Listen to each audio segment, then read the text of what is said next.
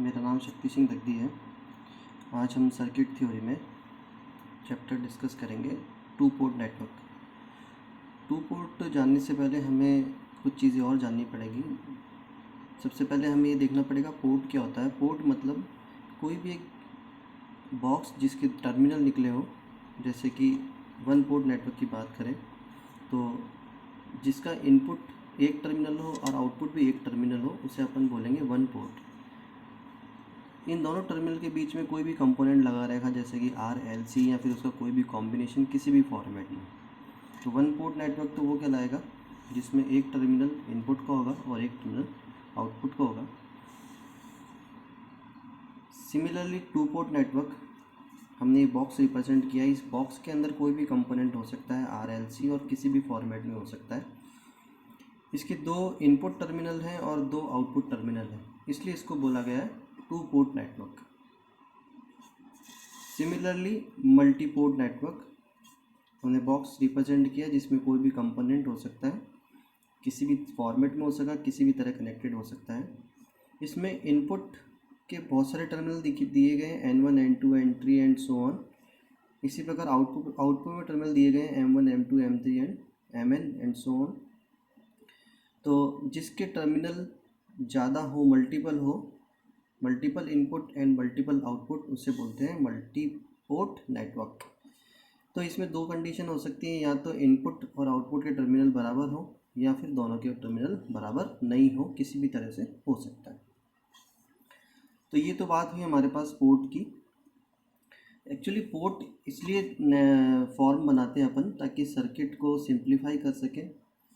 Circuit में कुछ parameters हम उसके फाइंड कर सकें, जिससे कि सर्किट का बिहेवियर हम जान सकें, उसको थोड़ा सिंप्लीफाई कर सकें। उसी का एक पार्ट है, वो है जेड पैरामीटर।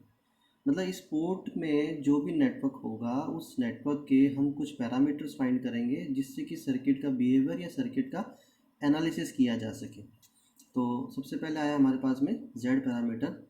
तो जेड पैरामीटर फाइंड करने के लिए हमें इक्वेशन इस फॉर्मेट में लिखनी होगी। वोल्टेज को करंट की फॉर्म में लिखना होगा। इनपुट आउटपुट वोल्टेज को इनपुट आउटपुट करंट की फॉर्मेट में लिखना होगा। V is equal to I into Z. ये जेड मैट्रिक्स है, ये आई मैट्रिक्स है। इसको हम अगर ओपन करें तो इनपुट और आउटपुट के हमारे पास में वोल्टेज होंगे V1 और V2। ये इनपुट वोल्टेज, ये output voltage, input current and output current. मतलब टू पोर्ट की हमने बात करी थी। अगर हमने करंट इनपुट और current output, similarly voltage V1 input end voltage V2 output, तो हमने इस फॉर्मेट में लिखा V1 इनपुट और V2 output, I1 current, I input और आउटपुट, और ये Z मैट्रिक्स जो कि हमने Z11, Z12, Z21 और Z22 की फॉर्म में लिखी है। सर्किट इस इक्वेशन को सॉल्व करना हमें आता है, मैट्रिक्स को सॉल्व करना आता है कि पहले इसको इससे मल्टीप्लाई करेंगे, plus Z12 multiplied by I2, वो किसके बराबर होगा, V1 के इक्वल। और V2 निकालने के लिए Z21 into I1 plus Z22 into I2। ये हमने इक्वेशन यहाँ पर लिखी है। V1 is equal to Z11 I1 plus Z12 I2 और V2 is equal to Z21 I1 Z22 I2। अब हमें V1 V2 I1 I2 अगर गिवन है तो हम ये पैरामीटर्स निकाल सकते हैं। इन पैरामीटर्स को निकालने के लिए हमें क्या करना होगा कि अगर हमें ये दोनों निकालने हैं तो हमें I2 की वैल्यू 0 करनी होगी, और अगर ये दोनों पैरामीटर्स निकालने हैं Z12 और Z22 तो I1 की वैल्यू 0 करनी पड़ेगी। इसका मतलब क्या है, हमें सर्किट को ओपन करना पड़ेगा। हम पहले सर्किट को ओपन करते हैं आउटपुट की तरफ। आउटपुट में ओपन करने का मतलब उसमें करंट फ्लो नहीं होगी, मतलब करंट की वैल्यू क्या होगी, 0। तो हम यहाँ 0 पुट करेंगे तो हमारे पास में इक्वेशन आएगी V1 equal to Z11 I1। तो Z11 की वैल्यू आएगी V1 और I1। तो V1 अपॉन I1 क्या कहलाया, इम्पिडेंस।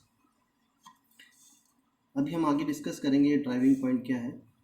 सिमिलरली जब इक्वेशन 2 के अंदर हम I2 की वैल्यू 0 रखेंगे तो हमारे पास में Z21 की वैल्यू आएगी, वो आएगी V2 अपॉन I1।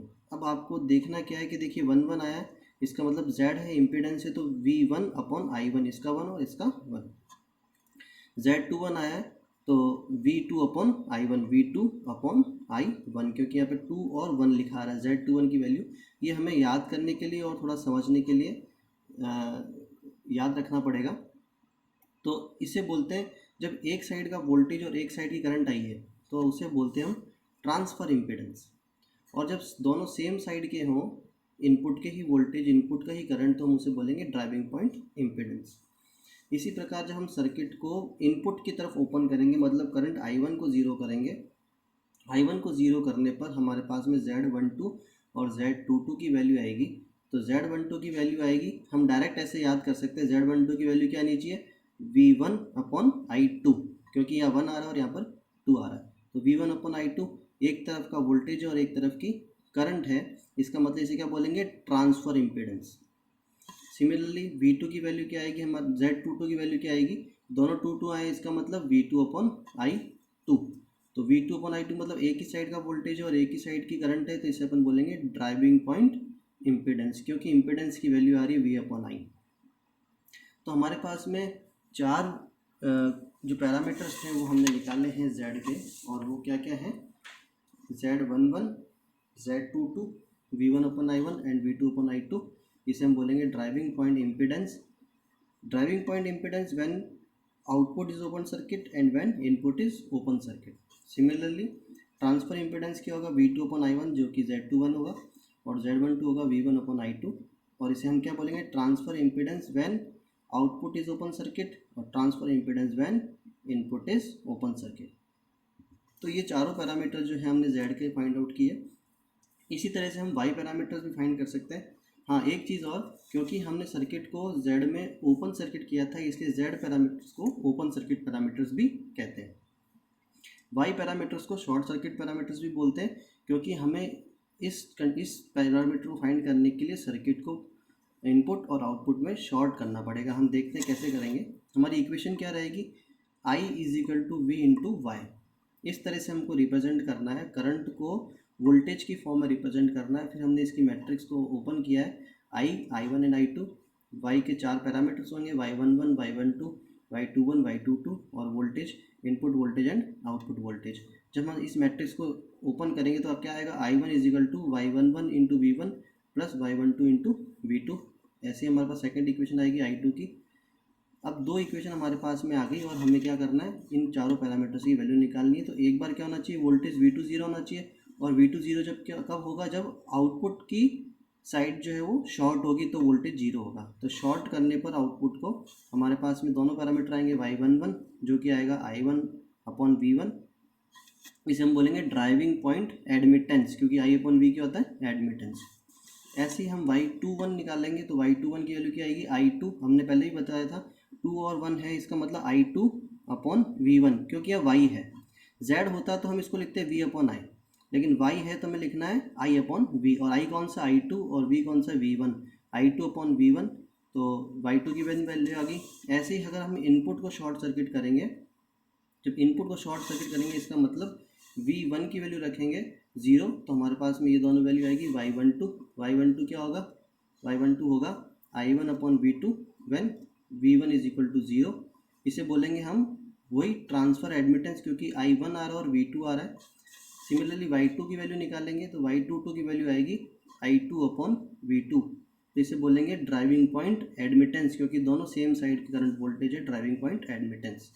तो हम यहाँ शॉर्ट में देख सकते हैं, चारों जो पैरामीटर्स हैं उनकी वैल्यू 11 और 22 की वैल्यू आएगी I1/V1 और I2/V2, जिसे बोलेंगे driving point admittance when output is short circuit and when input is short circuit.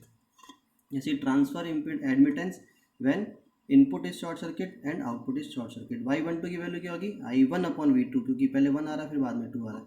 Y21 की वैल्यू क्या आएगी, I2/V1, पहले 2 आ रहा है फिर बाद में 1 आ रहा है। इस तरह से हम चारों पैरामीटर्स फाइंड कर सकते हैं।